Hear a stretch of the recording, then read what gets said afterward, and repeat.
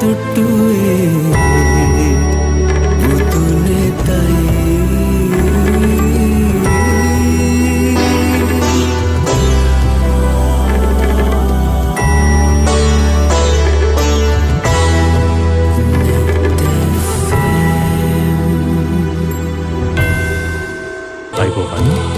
සන්ධ්‍යාවක් අපිලාටම අපි සූදානම් වෙන්නේ මේ සැබෑවරුමේ සෙනසුරාදා දවසේ සෙනසුරාදා සිටනේ තසපුව ආරම්භ කරන්නට මේ දහම්මග නියැලෙනට අද දවසේ මේ හෙන ධර්ම දේශනාව ඔබ ශ්‍රවණය කරන ධර්ම දේශනාව මහා වටිනාකමක් ගෙන දෙන දේශනාවක් බවට පත් වේවා ඔබේ ජීවිතයට ඒ දහම් කරුණු ග්‍රහණය කරගන්නට ඔබට වාසනාව ලැබේවා කියලා ප්‍රාර්ථනා කරමින් බොහොම ගෞරවයෙන් নমස්කාරයෙන් යුක්තව ආරාධනා කළා අද සෙනසුරාදා සිටනේ තසපුව වැඩසටහන වෙනුවෙන් පූජනීය වල්පොළ ගෞතම ස්වාමීන්ද්‍රයන්න් වහන්සේට උන්වහන්සේ වැඩම කොට සිටින්නේ බොහොම ගෞරවයෙන් ඔබ වහන්සේව පිළිගෙන ආරාධනා කරනවා ගෞරවයෙන් යුක්තව සද්ධර්මානුශාසනාව පැවැත්වීම සඳහා අවසරයි ස්වාමීන් වහන්සේ. සමන්ත චක්කවාලේසු අත්‍රා ගච්ඡන්තු දේවතා සද්ධම්මං මුනි රාජස්ස සුනන්තු සග්ග මොක්ඛදං ධම්මස්සවන කාලෝ අයං බදන්තා ධම්මස්සවන කාලෝ අයං බදන්තා ධම්මස්සවන කාලෝ අයං බදන්තා නමෝ තස්ස භගවතෝ අරහතෝ සම්මා සම්බුද්දස්ස නමෝ තස්ස භගවතෝ අරහතෝ සම්මා සම්බුද්දස්ස නමෝ තස්ස භගවතෝ අරහතෝ සම්මා සම්බුද්දස්ස සාදු සාදු සාදු.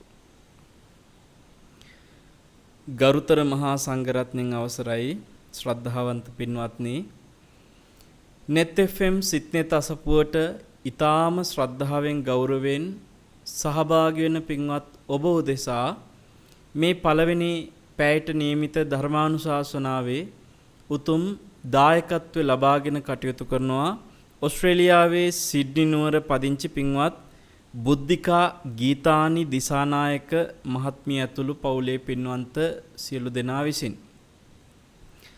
පින්වත්නි, ඇත්තන්ගේ සියලු දායකත්ව අරමුණු දේශනාව අවසානයේදී අපි සිහිපත් කරමින් ඔවුන්ට පුණ්‍යානුමෝදනා ආශිර්වාද සිද්ධ කරමු. ඒ ඇත්තන්ටත් ඔබ හැම දෙනාටමත් යහපතක් සැපතක් ශාන්තියක් සැනසෙල්ලක්ම සැලසෙත්වා කියලා මෙත් සිතින් හැම දෙනාටම ආශිර්වාදත් ප්‍රාර්ථනා කරනවා. පින්වත්නි, මේ ලෝකේ දුර්ලභ පහළ වෙන උතුම් මනුෂ්‍ය රත්නයන් අතරේ බුදු කෙනෙක් කියලා කියන්නේ අතිශයින්ම දුර්ලභම මාණික්‍ය රත්නය වන මනුෂ්‍ය රත්නයයි. ඒ බුදුවරුන්ගේ අනන්ත අප්‍රමාණ ගුණ කෙනෙකුට දැනගන්න ලැබෙන්නේ පින්වත්නි ඒ බුද්ධ වචනේ ඇසුරෙන්මයි. ඉතින් අපි ඔබට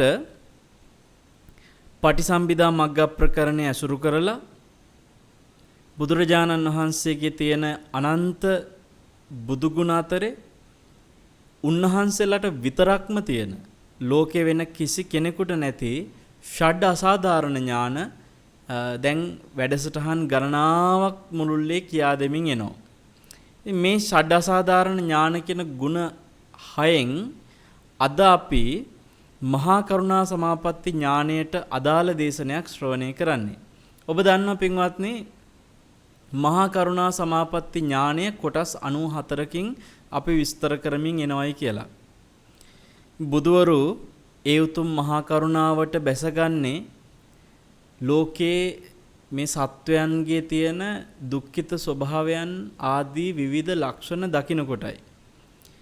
අද මොකද්ද අපිට මහා කරුණාවට බුදවරුන්ට බැස ගැනීමට හේතු වෙන කාරණේ විදිහට කතා කරන්න තියෙන කියලා දැන් විමසලා බලමු.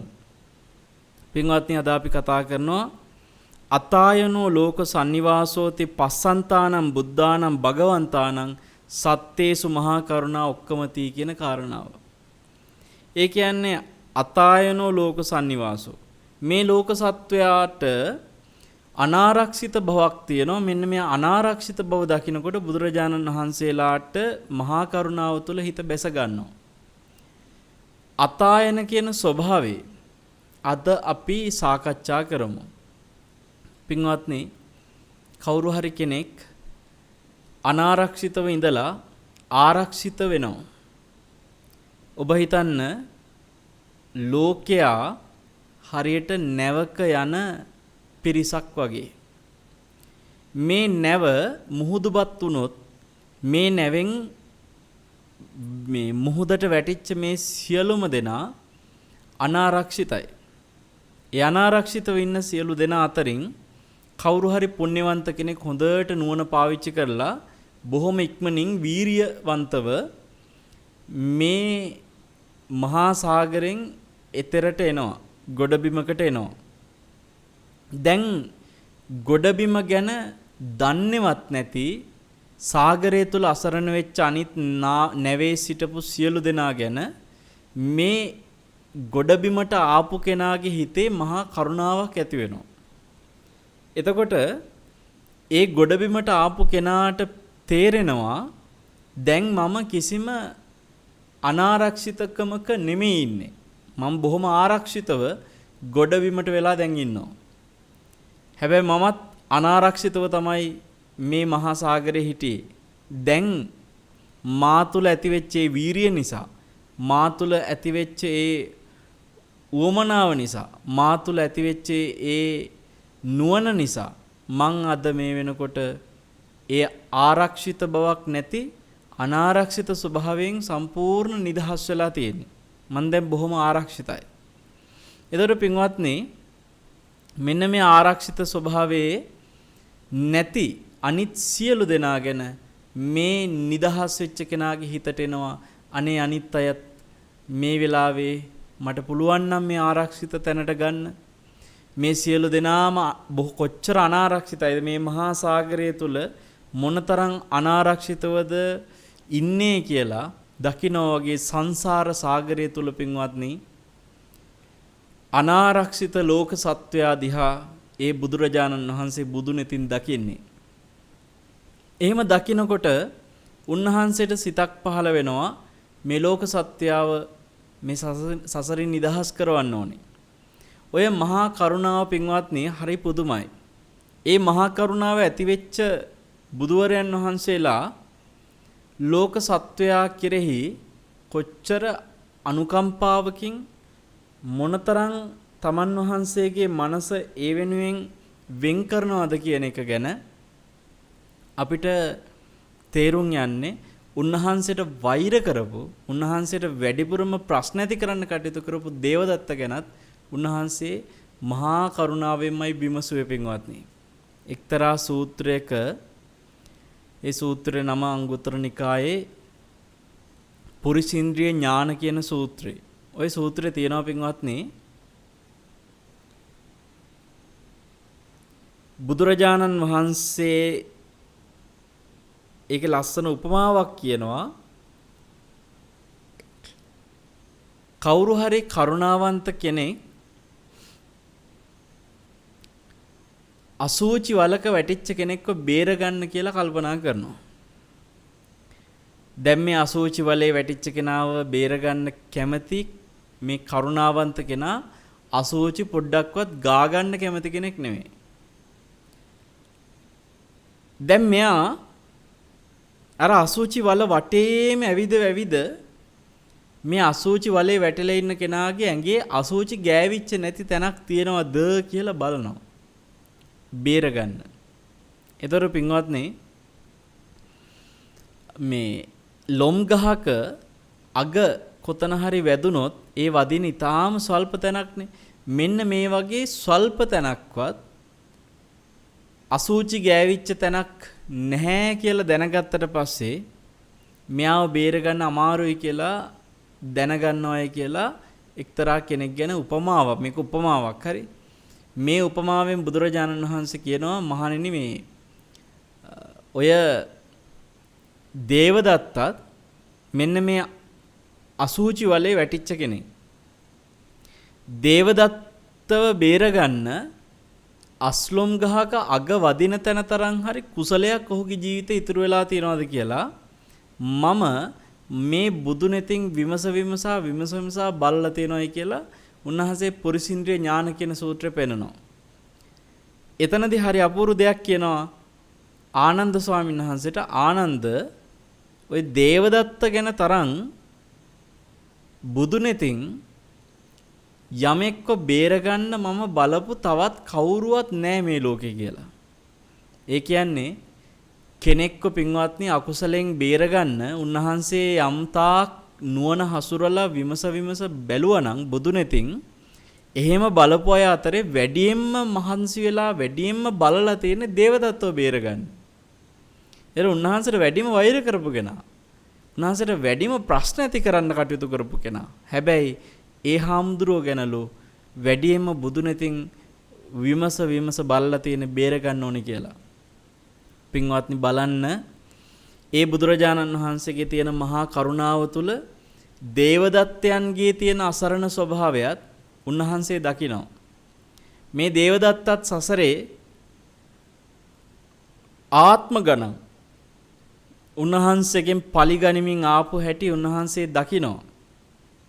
ඒ දකින හැම අවස්ථාවකම පින්වත්නි දේවදත්ත සංසාරය තුළ කොච්චර අතායනය වෙච්ච කෙනෙක්ද, කොච්චර අසරණයිද කියලා, කොච්චර අනාරක්ෂිතයිද කියලා උන්වහන්සේ දකිනවා.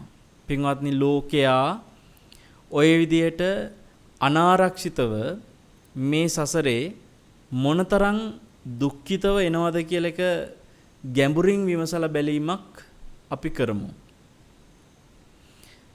ඇත්තටම මේ ලෝක සත්වයාට අතායනයෙන් විරුද්ධ වචන කියන තායනය ලැබෙන්නේ කවදද? ඔය ගැන පින්වත්නි අභිධර්ම පිටකේ එක්තරා තැනක සඳහන් වෙනවා තායනය කියන මේ වචනේත් එක්කම පංචස්කන්ධය නිරෝධයකට පත් වෙනවද යම් දවසක අන්න ඒ පංචස්කන්ධයේ නිරෝධයට පත්වීම තුලම තමයි තායනයට පත් වෙන්නේ. තායනයට එන්නේ. තායනය කියන්නේ එතකොට ආරක්ෂිත බව, අනාරක්ෂිතකමින් නිදහස් වෙච්ච ස්වභාවය ලැබෙන්නේ පින්වත්නි පංච පාදානස්කන්ධේ නිරුද්ධ කරපු දාටයි. පංච පාදානස්කන්ධේ නිරුද්ධ නොකර තාක්කල් අනාරක්ෂිතයි කියන එකයි ඒකේ තේරුම. දැන් බලන්න මේ පංච පාදානස්කන්ධේ සංකිට්ත විදියට හකුලලා ගත්තොත් පංච පාදානස්කන්ධෙම ඒ කියන්නේ ලෝකේ තියෙන සියලුම දුක හකුලලා ගත්තට පස්සේ සංකිට්තේන පංච පාදානස්කන්ධා දුක්ඛා කියලා කිව්වා. සියලු දුක් හකුලලා ගත්තම පංච පාදානස්කන්ධේ තමයි දුක කියලා කියන්නේ. මේ කාරණේ පින්වත්නි ලෝකයාට තේරුමක් අඩුයි. අපි යම් විමසීමක් කරමු ගැඹුරින්. මෙහෙම හිතමු. දැන් ඔය ජාතිපි දුක්ඛා, ජරාපි දුක්ඛා, මරණම්පි දුක්ඛං, ව්‍යාධිපි දුක්ඛා ඔය විදියට අප්පේහි සම්පයෝගෝ, පියේහි විප්පයෝගෝ ආදි වශයෙන් බොහෝ දුක් ගැන කතා කරලා තියෙනවානේ.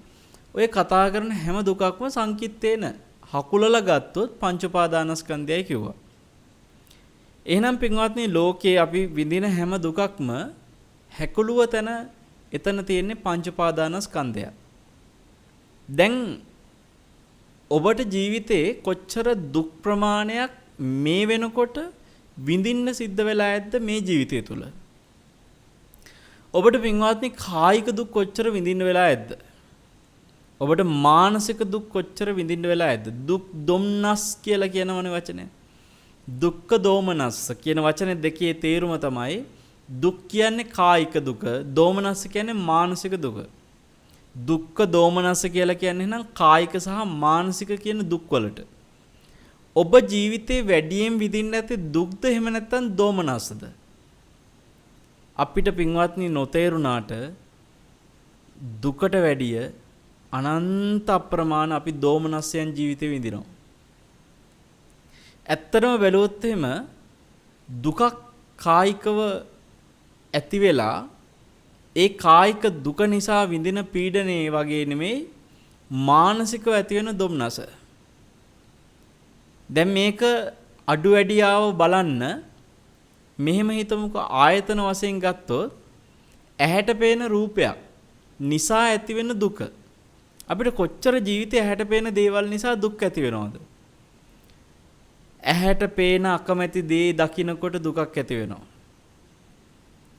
ඇහැට පේන කැමති දෙයක් නොපෙනී ගියාම දුකක් ඇති වෙනවා.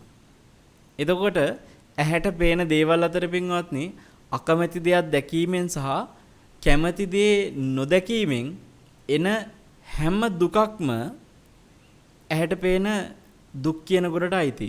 ඕක දුක් දුම්නස් කියන දෙකේ දුක්ඛ කියන එකට නෙමෙයි දෝමනස්ස කියන එකට අයිති වෙන්නේ.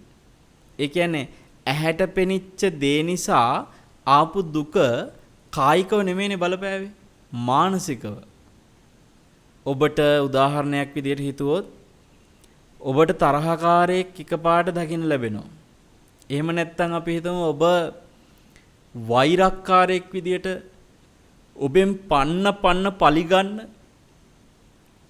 කවුරු හරි මිනිස්සෙක් ඔබට එකපාරට දකින්න ලැබෙනවා.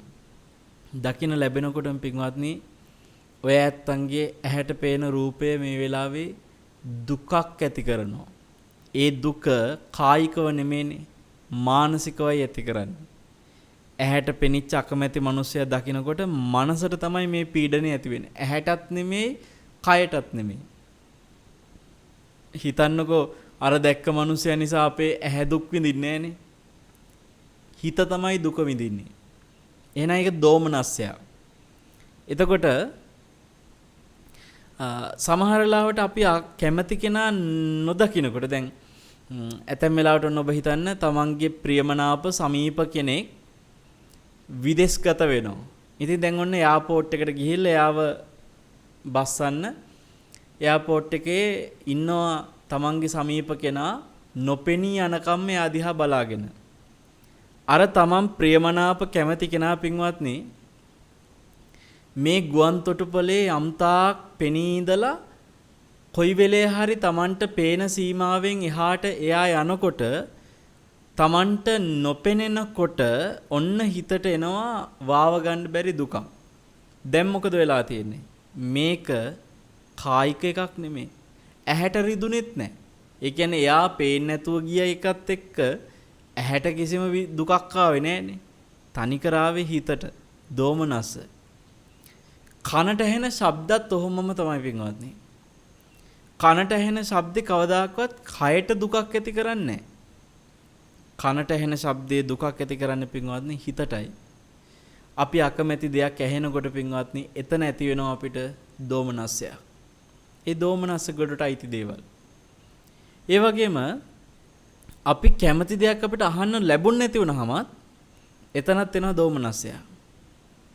දැන් හිතන්න කවුරු හරි කෙනෙක් තමන්ගේ ස්වාමි පුරුෂයාගෙන් ආදරණීය වචනයක් බලාපොරොත්තු වෙනවා. දැන් මේ ආදරණීය වචනය අර ස්වාමි පුරුෂයා විසින්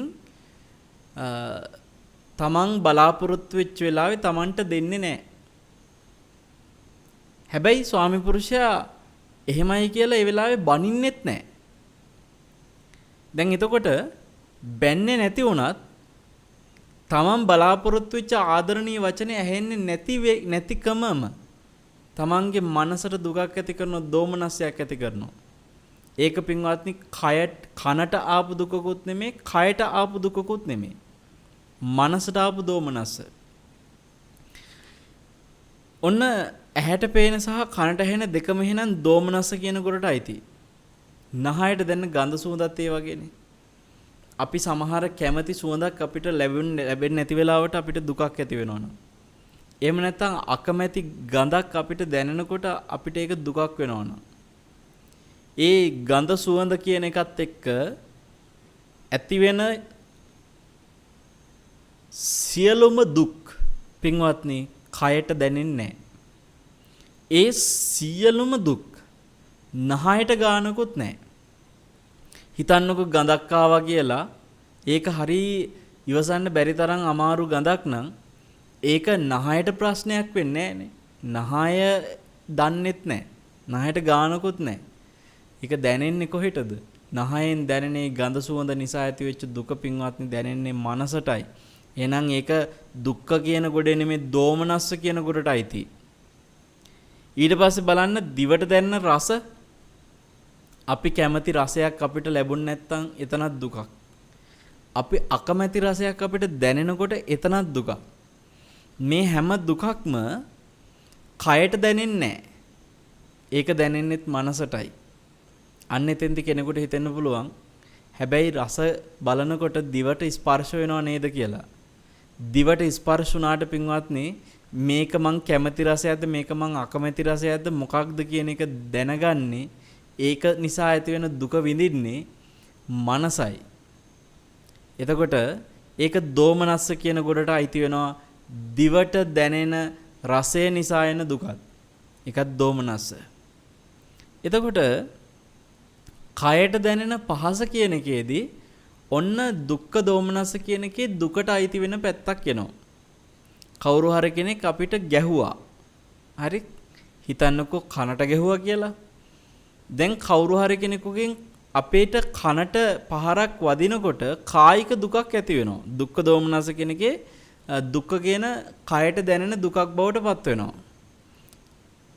එතනදිත් පින්වත්නි දෝමනස්ස නිකන් ඉන්නේ.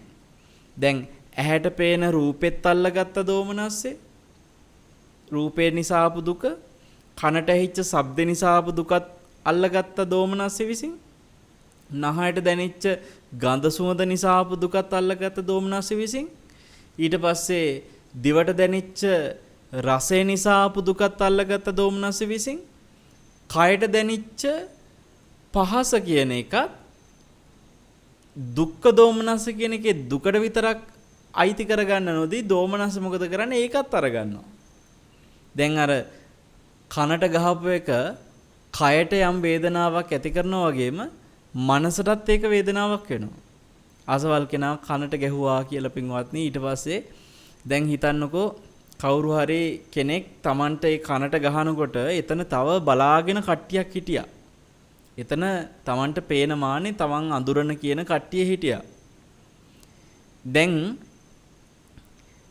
මේ කනට ගහපු පහර කට්ටිය නැති තැනක ගහනකොටයි කට්ටිය ඉන්න තැනකදී ගහනකොටයි ඒ පහර එකම වේදනාව නම් තියෙන්නේ. කයට දැනෙන ප්‍රමාණය සමානව දැනෙනවා නම්. ඒතකොට පින්වත්නි ඒක කයට රිදුන් දෙන රිදිල්ල වෙනස් වෙන්නේ නැහැනේ පිරිසක් හිටියා කියලා.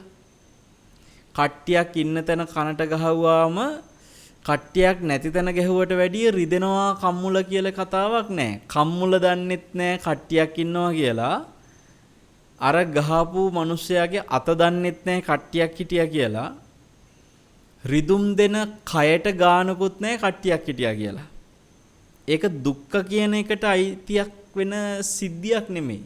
ඒ ප්‍රශ්නේ අල්ලගන්නේ තනිකර දෝමනස්ස විසින්. මනසට එන දුක විසින්. ඔන්න ඒක තමයි මනස විසින් පෙන්නලා දෙනවා බලන්නකෝ අර කට්ටිය ඔක්කොම ඉන්න තැන ගැහුවේ. මට මේ කම්මුල රිදෙනවට වැඩිය රිදෙනවා අර කට්ටිය ඉන්න තැන ගහපු එක කියලා පින්වත්නි දැන් ඒක දෝමනස්සයක් බවට පත් වෙනවා. අනිත් එක බලන්න ඒ කායිකව ඇතිවෙච්ච දුක කොච්චර කාලයකටද තියෙන්නේ මහ ටික වෙලාවකටනේ. ඒ කන කැක්කුමයි නම් අර පහර වැදිලා ඒ කන අතගගා Tamanට කැක්කුමේ යම්තාක් කාලයක් විඳිනවා නම් ඕක පින්වත්නි උපරිම පැය කීපයකට උපරිම දවසකට සීමා වෙන්න පුළුවන්. වැඩිම තවත් යනවා නම් දවස් කීපයකට යන්න පුළුවන්. හැබැයි පින්වත්නි බොහොම සුළු වේලාවකින් ඒ කයට දැනෙච්ච වේදනාව නොදැනී ගියාට ඒ සිද්ධිය ගැන මනසට එන වේදනාව එහෙම ලේසියෙන් මැකෙන්නේ නැහැ. ඒතර දුකට වැඩිය දෝමනස්සේ එතෙන්දිත් පින්වත්නි ප්‍රශ්නේ දිග්ගස්සගෙන ඇදගෙන යනවා කියන එකනේ ඒකේ තේරුම. දැන් අර කනට ගහපු මිනිස්සයව ආයි කවදා දැක්කත් මේ තමයි මට කනට ගහපු මිනිහා කියලා දෝමනස්සේ ඇති වෙනවා. ඒ මනුස්සයා දකින වතාවේ දෝමනස්සේ ඇති වෙනවා. එහෙම නැත්නම් අපි හිතමු පින්වත්නි කනට ගහපු තැන ඒ පහර වැදුන ස්ථානේ කියලා තැන කියන්නේ කම්මුලනේ මං කිව්වේ යම්කිසි තැනකදී ඔබ එක්ක හිතන්න ඔබේ ගෙදරට හැරෙන තැන හතරමං හන්දියක් තියෙනවා. ඔන්න ඔය හතරමං හන්දියේ තමයි තමන්ගේ කනට අර පහර වැදුනේ. එතකොට සමහර විට ඔය හතරමං හන්දියේ එන වතාවෙත් කාලයක් යනකම් ඔය කම්මුල් පාර මතක් වෙන්න පුළුවන්. එතකොට හතරමං හන්දිය දැක්කත් ඇති කනට ගහපු මිනිස්සයා දකින්න ඕනේ නැහැ. දෝමනස්ස එනවා එතනදී. බලන්න පින්වත්නි දුක්ඛ දෝමනස්සකේ දුක්කට අයිති තැන පවා දෝමනස්ස විසින් දිග්ගහගෙන කොච්චර ප්‍රශ්න ඇදගෙන යනවද කියලා. ඔන්න එහෙනම් ඇහැට පේන රූපේ, කනට ඇහෙන ශබ්දේ, නහයට දැනෙන ගඳ සුවඳ, දිවට දැනෙන රස, කයට දැනෙන පහස මේ ඔක්කොම ASCII හිතට හිතෙන සිතුවිලි වලිනුත් අර දෝමනස දිග්ගස ගන්නවා. ඔබ බලන්න කල්පනා කරලා ජීවිතේ දුක් දොම්නස් කියන එකේ දෝමනස කියන එක මිනිස්සු මොන තරම් විඳිනවද කියලා. ජීවිත කාලේ විඳලා තියෙන දෝමනස් ප්‍රමාණය මෙපමණයි කියලා කියන්න පුළුවන්ද කියලා බලන්නකෝ. ගණන් කරලා බැලුවොත් එහෙම පින්වත්නි ජීවිතේ විඳලා තියෙන දුක්ඛ කියන කායිකව ඇතිවෙච්ච දුක් ප්‍රමාණයත් අපිට ගණින්න බෑ මෙච්චරයි කියලා.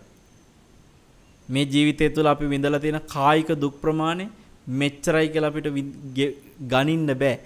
පින්වත්නි දුක්ඛ කියන එකත් ගණින්න බැරි නම් මෙච්චර පුළුල් දෝමනස්ස කොච්චර විඳලා ඇද්ද කියලා ජීවිතේ ඔය ඇත්තන්ට ගණින්න පුළුවන්ද? හිතන්නවත් බෑ පින්වත්නි. එතකොට බලන්න කල්පනා කරලා හිතලවත් අවසන් කරන්න බැරි තරම් දුක් ප්‍රමාණයක් මේක ජීවිතයක් ඇතුලේ අපි විඳිනවා. එහෙම හිතන්නවත් බැරි දුක්ඛ කියන එකටත් වඩා දෝමනස්ස කියන එක ඊටත් වඩා අපි ජීවිතේ විඳලා තියෙනවා.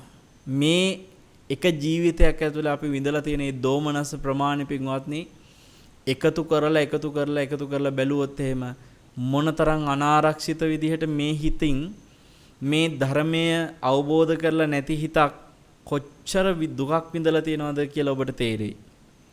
ධර්මය ගැන අවබෝධයක් නැති කෙනා විඳින දෝමනස්සය ධර්මය ගැන අවබෝධයක් තියෙන කෙනාට වඩා වැඩියෙන් විඳිනවා.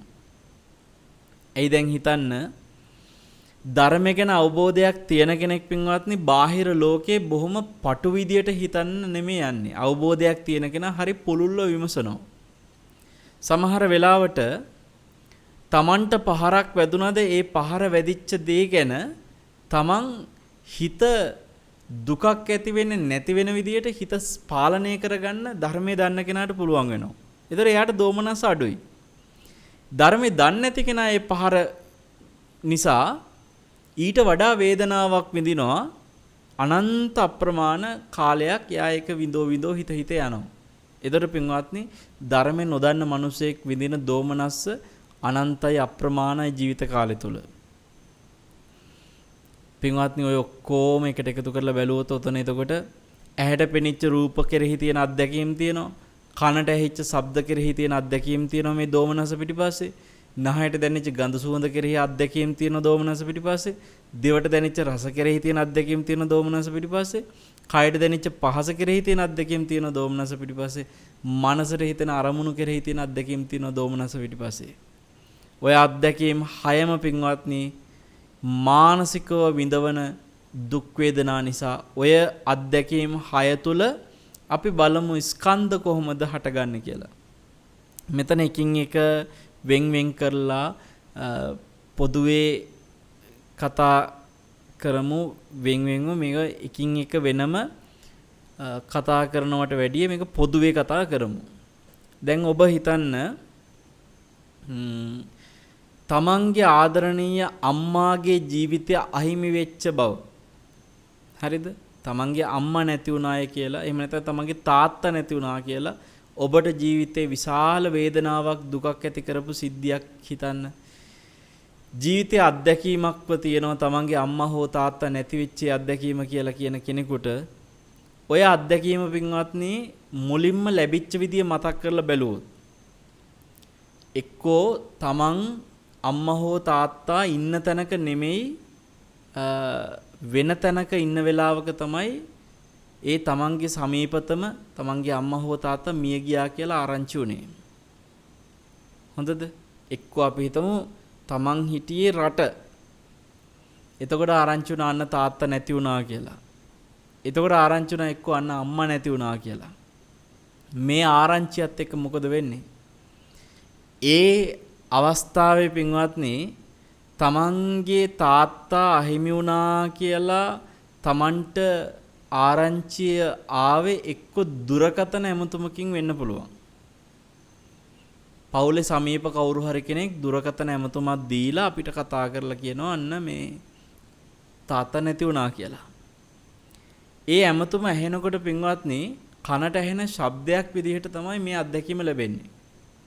දැන් ඔබ බලන්න තාත්තා නැති වුණා කියලා ඇහෙන ඒ හඬත් එක්ක දුක්ඛ දෝමනස කියන එකේ කායික දුකක් නෙමෙයි මේ වෙලාවේ ඔබට ඇති වෙන්නේ. මානසික දුකක්. මොකකටද? කනට ඇහිච්ච ශබ්දයක් ඇසුරු කරලා. ඒතර ශබ්දය ඇසුරු කරගෙන මනසට ආපු ඒ වේදනාව පින්වත්නි කොච්චර කාලයක් ඔබට මනසේ රිදුම් දෙනවද කියලා බලන්න. ඊට පස්සේ ඔබ තාත්තාගේ දේහය තියෙන තැනට එන්න ඉඩකඩ ඔබට ලැබුණොත් ඔබ පුළුවන් තරම් ඉක්මනින් තාත්තාගේ දේහය බලන්න එනවා. ඒ එන අතර මගත් පින්වත්නි අර කනට ඇහිච්ච ශබ්දෙත් එක කොච්චර වේදනාවක් ඔබ මනසින් විඳිනවද? තාත්තා සමීපව හිටපු සුන්දර සිදුවීම් සිහිපත් වෙනවා. තාත්තා Tamanට ආදරය කරපු විදිය මතක් වෙනවා. තාත්තා Taman වෙනුවෙන් කරපු කැපකිරීම මතක් වෙනවා.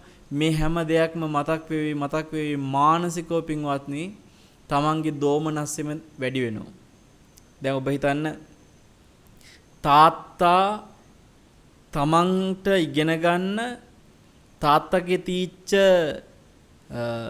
ඉඩමක් විකුණලා ඒ මුදල් ටික දීලා සමහරට තාත්තා ගොඩාක් ව්‍යාපාර බිස්නස් කරගෙන හිටපු වටින ඉඩමක් මේක තමන්ගේ අධ්‍යාපනය වෙනුවෙන්ම විකුණලා ඒ මුදල් ටික දීලා තාත්තා කියනවා කවදා හරි දවසක ඔයා ගොඩ යනවා නම් මට එච්චරයි පුතේ කියලා. දැන් මේ අත්දැකීම මතක් වුණා කියමුකෝ. ඔබ හිතන්න පින්වත්නි ඔය එකම අත්දැකීම තාත්තා Tamanට ඉඩම විකුණලා සල්ලි අරගෙන දුන්නා කියන අත්දැකීම විතරක් ගත්තොත් ඔය අත්දැකීම තාත්තා මිය යන්න කලින් මතක් වෙනකොට Tamanට දැනෙච්ච විදියයි දැන් තාත්තා මිය ගියාට පස්සේ Tamanට ඒක දැනෙන විදියයි ඇතුළේ පින්වත්නි බලන්නකො මොකද වෙන්නේ කියලා. එකම සිද්ධිය. නමුත් තාත්තා මිය ගියාට පස්සේ අර සිද්ධිය මතක් වෙනකොට අනේ තාත්තා මට මෙහෙමත් කළා නේද කියලා එනවා පින්වත්නි මහා පුදුම වේදනාවක් දෝමනසයක්. බලන්න අපිට ජීවිතේ අපි හිතන්නේ නැති මහා වේදනාවක් ඇති නොකරපු සිද්ධිත් ඒ මරණයත් එක්ක වේදනාකාරී විදිහේ අත්දැකීමක් වෙනවා. ඒක සිහි වෙන වාරයක් පාසා. සිහි වෙන වාරයක් පාසා අපිට දුකක් ඇති වෙනවා. සමහරු පින්වත්නි තරහ නිසා ඇතිවෙච්ච දෝමනස්සේ කාලයක් ගියාට පස්සේ ඒක හිතට මහා පුදුම විදියට වේදනාකාරී විදියට ඇති වෙනවා. මෙන්න මෙහෙමත්. දැන් හිතන්න තමන්ගේ අම්මා නිතරම තමන්ව හොයලා බලන එක තමන්ට වදයක් වෙනවා. දැන් අම්මා හොයලා බලන එක සම්බන්ධ තමන්ට තියෙන වදේ නිසා පීඩනය නිසා අම්මාගේ සොයා බැලීම් ගැන මතක් වෙන වාරයක් පාසා තරහක් එනවා කියමුකෝ. මහා කරදරයක් කියලා අම්මා ගැන තරහක් එනවා. ඉතින් කාලයක් ගියාට පස්සේ අපි හිතමු අම්මා නැති වෙනවා. අම්මා නැති වුණාට පස්සේ අම්මා තමන් ගැන හොයලා බලපු හැටි තමන්ට දැන් මතක් වෙලා එනවා. දැන් වෙනදා තරහෙන් සිහි කරපු අත්දැකීම.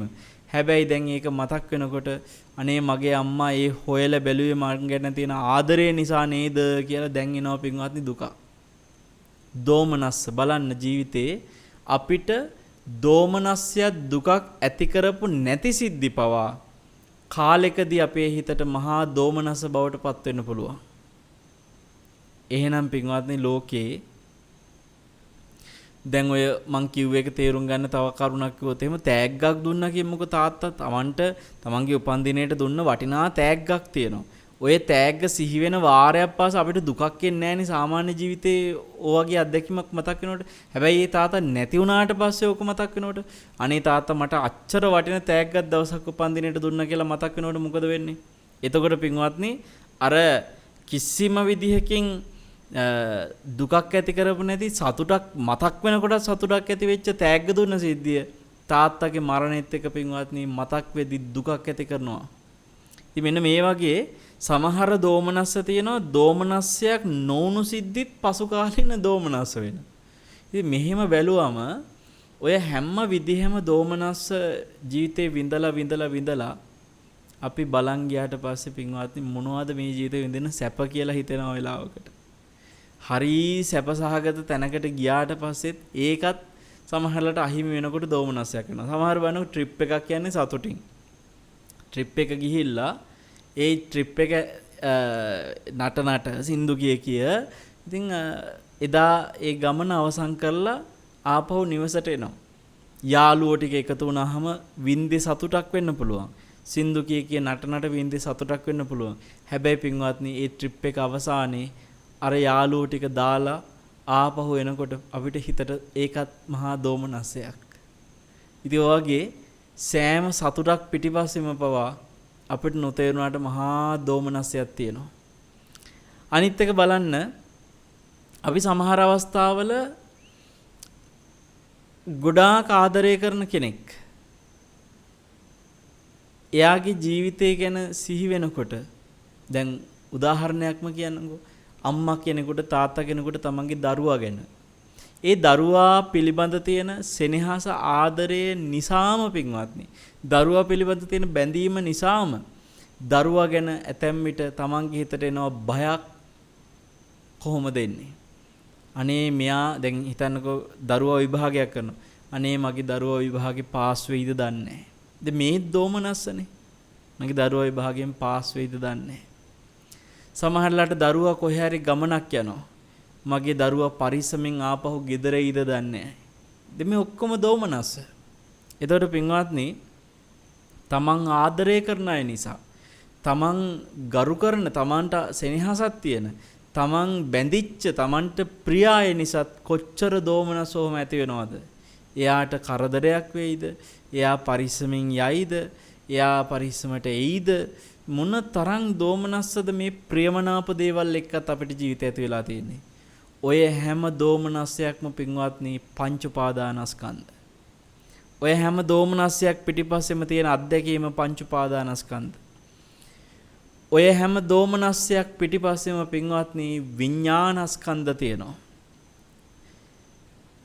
තාත්තා නැති වුණා කියලා ඇහෙන තැන සෝත විඥාණයෙන් තමයි පින්වත්නි මේ ශබ්ද දැනගත්තේ ඒ විඥාණයම දුකක් තාත්තා නැති වුණා කියලා දුරකථන ඇමතුම ඇහෙනකොට හටගත්ත සියලු සෝත විඥාන දුකක් ඒ කනට ඇහිච්ච විඥානේ දුකක් එතකොට පින්වත්නි තාත්තා නැති වුණා කියලා ඒ විඥාණයෙන් දැන ගැනීම හටගත් අවස්ථාවේ එතන හඳුනා ගැනීම ශබ්දේ හඳුනා ගැනීම අන්නේ ශබ්ද හඳුනා ගැනීම කියන සංඥා උපාදානස්කන්ධෙ දුක ඒ වෙලාවේ ඒ සංඥාවට ඒ විඥාණයට ඇතිවෙච්ච වේදනාව දුක් වේදනාව ඒ වේදනා ස්කන්ධෙ දුක පින්වත්නි ඒ අවස්ථාවේ හටගත චේතනා දුක ඇති කරපු ඒ චේතනා අඬපු චේතනා වැළපෙච්ච හේතු වෙච්ච චේතනා කෑ ගහලා අඬන්න හිතෙච්ච චේතනා ඒ හැම සංකාර ස්කන්ධයක්ම දුකක් පින්වත්නි ඒ රූපස්කන්ධ දුකක් ඔබ හිතලා බලන්න ඔය ස්කන්ධ තමයි තාත්තා මරුණා කියලා දුරකථන ඇමතුම එන තැන උනත් අපිට අත්දැකීමක් වෙලා තියෙන පංචස්කන්ධය වේදනා සංඥා සංකාර විඥාන මේව තමයි එතන හටගත්තේ එන ඔබ හිතලා බලන්න ජීවිතේ අපි කතා කරපු ඇහැට පෙනිච්ච හැම දෝමනස්සයක්ම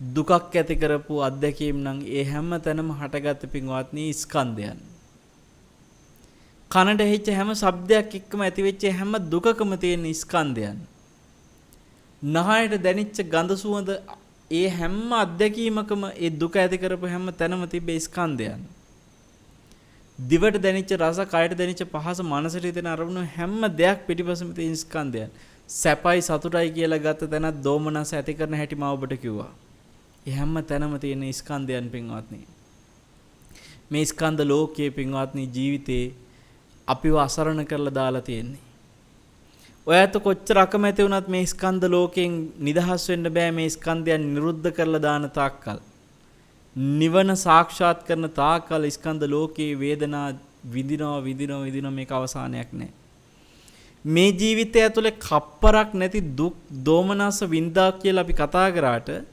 මේ ජීවිතය කියලා කියන්නේ පින්වත්නි බොහොම ස්වල්ප කාලයක් ගෙවන කාලයක් මේ ඒතර ඔය ඇත්තෝ මේ සංසාරේ කොච්චර ජීවිත ප්‍රමාණයක් අතීතේ මේ දෝමනස විදිමින් ඇවිල්ලා තියෙනවද? මෙපමණයි කියන්න බෑ වෙනවත්නි. එතකොට සමහර ජීවිතවල අතීත අත්දැකීම් ඇතුලේ අපිට චපස් ආයතනික නිරේ වගේ නිරෙත් අත්දැකීම් ඇති. චපස් ආයතනික නිරේ ගැන කියනකොට බුදුරජාණන් වහන්සේ පෙන්නනවා ඔය චපස් ආයතනික කියන නිරේ පින්වත්නි ඇහැට යමක් පේනවා නම් ඒ පේන දෙයට විඳින්නේ දුකක් කියනවා. චපස් ආයතනික නිරේ කනට යමක් ඇහෙනවා නම් ඒ ඇහෙන දෙයට විඳින්නේ දුකක් කියනවා.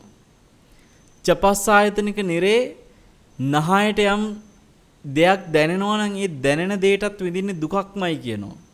චපස් ආයතනික නිරේ පින්වත්නි දිවට දැනෙන හැම දෙයකටම විඳින්නේ දුකක්මයි කියනවා. චපස් ආයතනික කියන නිරේ කයට දැනෙන සියල්ලටම විඳින්නේ දුකක් විතරයි කියනවා. චපස් ආයතනික නිරේ පින්වත්නි හිතට හිතන හැම දෙයකටම විඳින්නේ දුක විතරයි කියනවා. දැන් පින්වත්නි මනුස්ස ලෝකේ අපි ඇහැට පේන හැම දෙයකටම දුක් විඳින්නේ නැහනේ. ආස්වාද ජනක දේත් විඳිනවා. මනුස්ස ලෝකේ අපි කනට ඇහෙන ශබ්ද සියල්ලටම දුකක් විඳිනවා කියලා එකක් නැහනේ. නහයට දැනෙන ගඳ සුවඳ හැම එකටම දුකක් විඳිනවා කියලා එකක් නැහනේ. දිවට දැනෙන රස හැම දෙයකටම දුකක්ම විතරක් විඳිනවා කියලා එකක් නැහනේ. කයට දැනෙන පහස තෙමයි මනසට හිතෙන අරමුණුත් තෙමයි. මේ හැම දෙයකටම අපි දුක් විතරක් විඳිනවා කියලා එකක් නැහනේ. මේ සැප දුක මිශ්‍රව තමයි විඳින්නේ.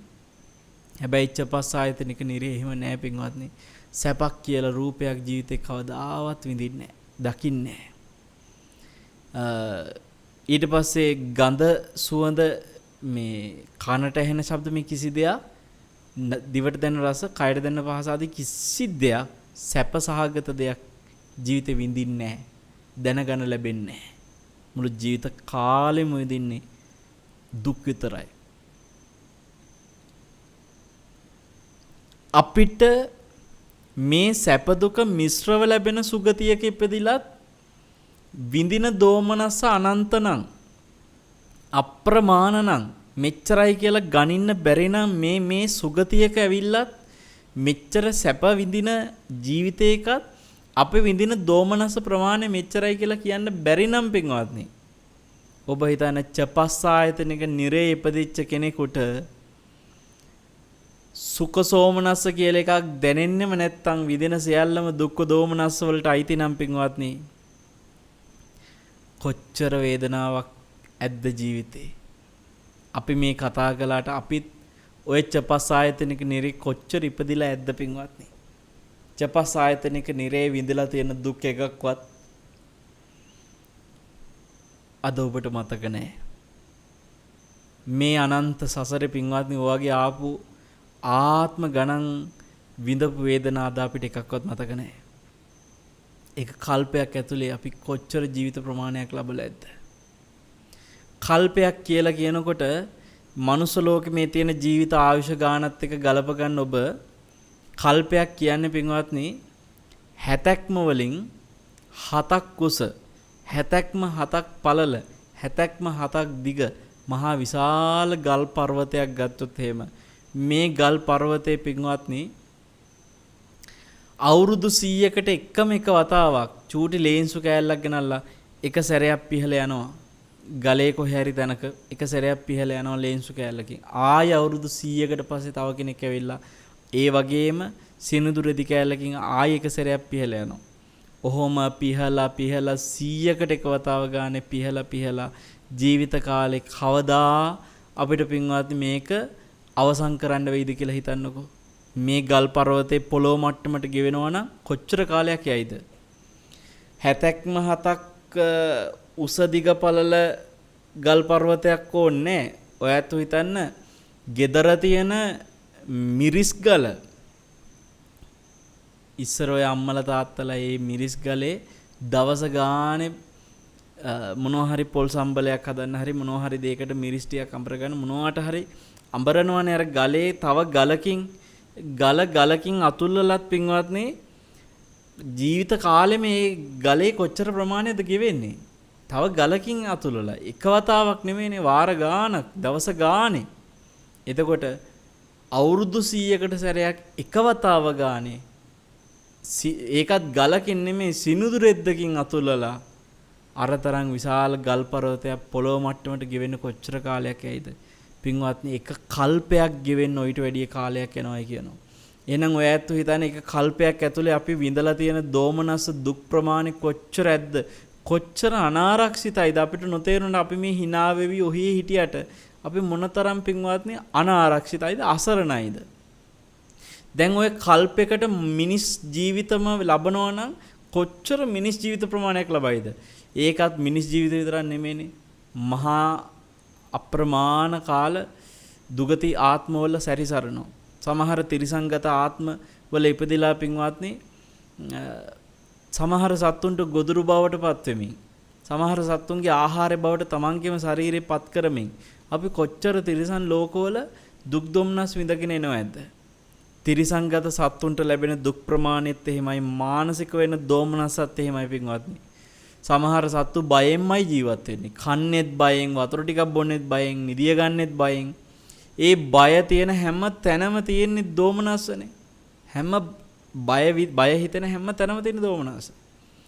එතකොට දැන් සමහර ආත්මවල එහෙම ඒ සතෙක් කෑම ටික කන්නේ බව හැමතිස්සෙම බයෙන් නම් මිනිස් ලෝකේ අපි පින්වත්නි කනකොට කොච්චර සතුටින් සෝමනස්යෙන් කන වෙලාවල් තියනවද? එහෙනම් අර වගේ ආත්මික ඉපදුනාට පස්සේ කන හැම වතාවෙම බයෙන් කනවා. මොන වෙලාවෙ මේක දැහැගනීද, මොන වෙලාවෙ ජීවිතේට අනතුරක් වෙයිද කියලා බයෙන් කනවා.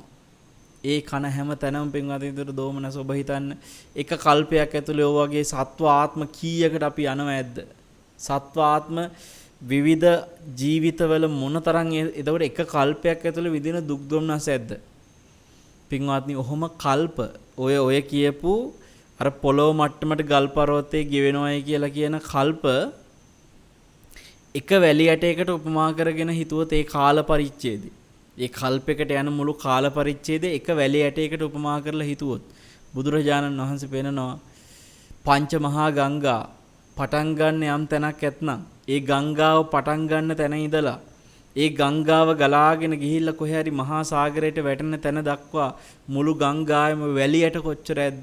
ඒ වැලියට ගානට වැඩිය කල්ප ප්‍රමාණයක් අපි ජීවත් වෙලා තියෙනවා කියන. ඒ කියන්නේ එක කල්පයක් අර පොළොව මට්ටමට ගල් පර්වතයේ ගෙවෙනවයි කියලා කියපු කාල පරිච්ඡේදය එක වැලියටයකට උපමා කරොත් ඒ වගේ වැලියට කොච්චර අර ගංගාවේ තියෙනවද පින්වත්නි? මහා සාගරයට වතුර ටික ගලාගෙන ගිහිල්ලා වැටෙන තැන දක්වාම ගඟ පටන් ගත්ත තැන ඉඳන් ගඟ කෙළවර වෙන තැන.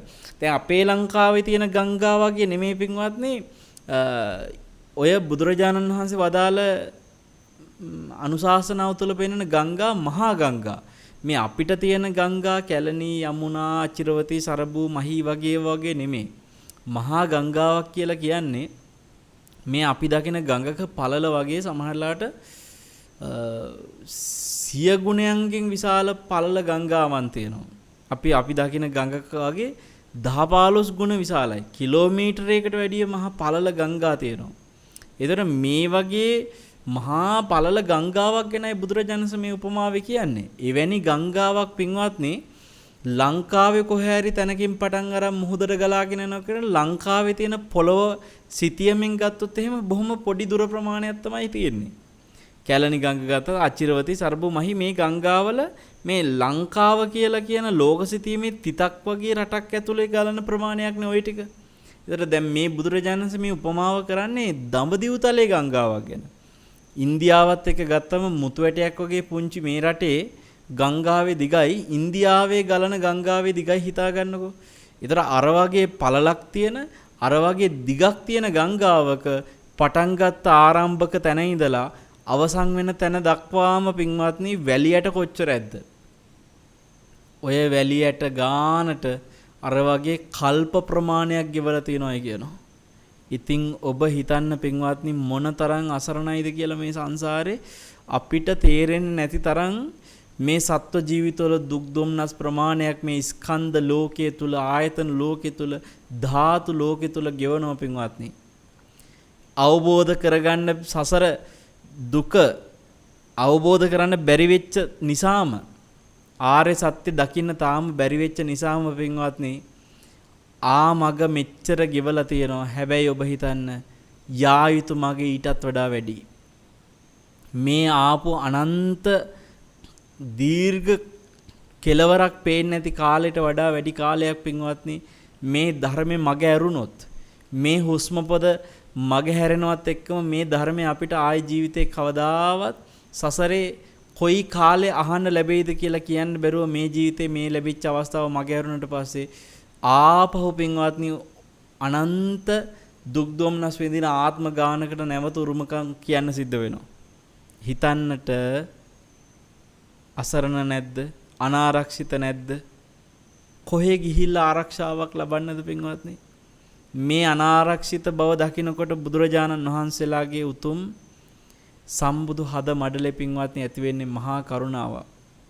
මොකද උන්වහන්සේ නිවන නම් වූ ക്ഷേම භූමියට ආරක්ෂිත භූමියට උන්වහන්සේලා පත් වෙලා එහෙම ക്ഷേම ස්වභාවයක් ආරක්ෂිත ස්වභාවයක් නැති මේ අනන්ත සසරේ පින්වත්නි මහා ගිනි ජාලාවක් වගේ දැවෙන දුක් ජාලාව විඳ විඳ පින්වත්නි ඒකටම ඇලිලා.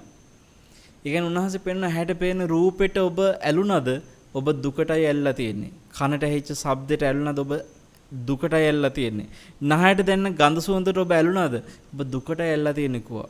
දිවට දැනෙන රසයට ඔබ ඇලුනද ඔබ දුකටයි ඇල්ලලා තියෙන්නේ කිව්වා. මනසට හිතෙන අරමුණට ඔබ ඇලුනද ඔබ දුකටයි ඇල්ලලා තියෙන්නේ කිව්වා. කයට දැනෙන පහසට ඇලුන තැන ඔබ දුකටයි ඇල්ලලා තියෙන්නේ කිව්වා. පින්වත්නි මේ දුකට ඇලිලා තියෙන ස්වභාවයවත් තේරෙන්නේ නැණේ ඇලිලා ඉන්නකම් මේක දුකට ඇල්ලලා තියෙන්නේ කියලා. එතකොට ඇසට ඇලිච්ච තැන ඇස නිසාම අපිට නොතේරුණාට අනන්ත දුක් දුම්නස් විඳිනවා. හොඳට හිතලා බලන්න මේ ජීවිතේ එක පැත්තකින් දෝමනස් විඳ මේ ජීවිතෙත් විපාක විඳිනවා දුකක් විඳිනවා. ඒවාට කර්ම සකස් කරගෙන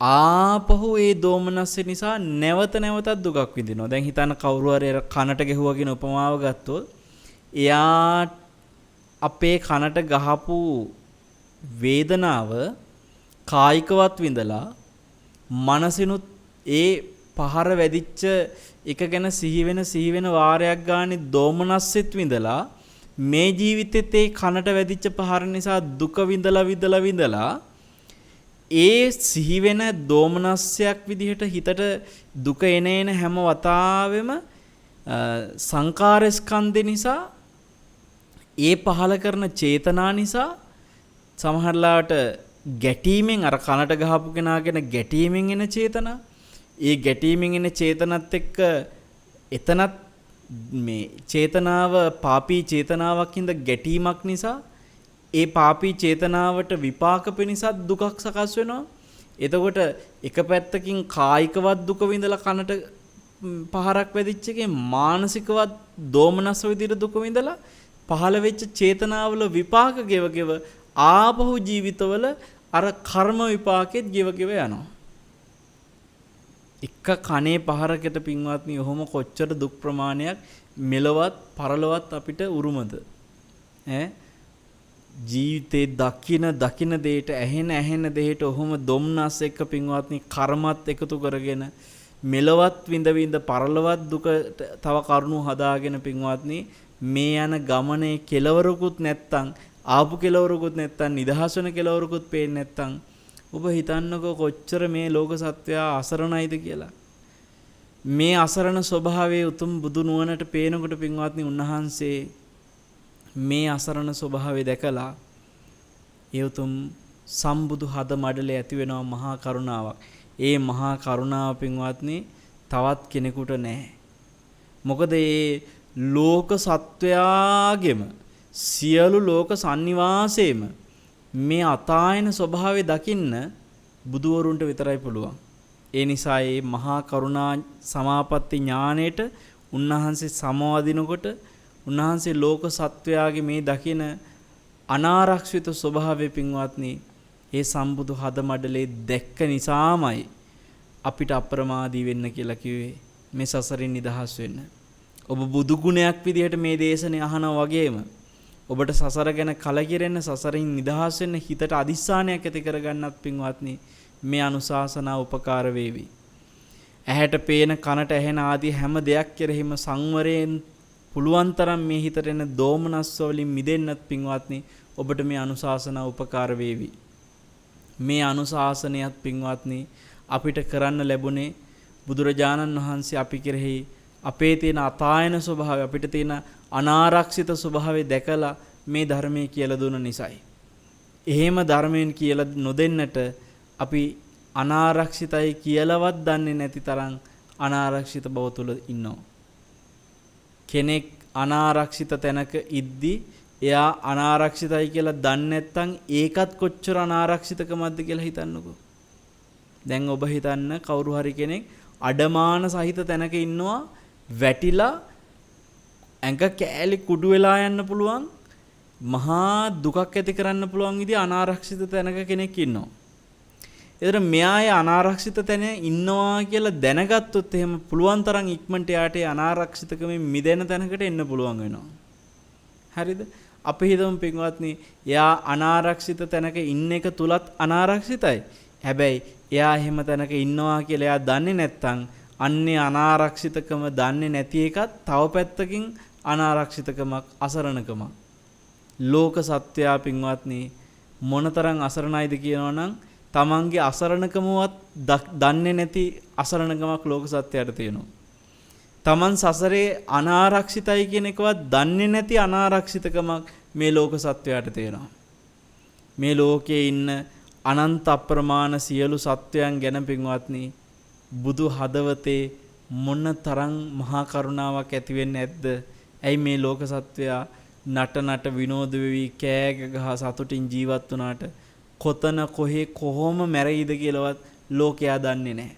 දැන් බලන්න අර ලෙබනනේ මුළු විනාශ වෙච්ච විනාශය දැක්කොත් එහෙම අර ජපානයේ හිරෝෂිමා වල වෙච්ච විනාශයෙන් අඩකට වැඩි විනාශයක් භාගයකට වැඩි විනාශයක් පහුගිය දවස්වල පින්වත්නි ලෙබනනේ සිද්ධ වුණේ.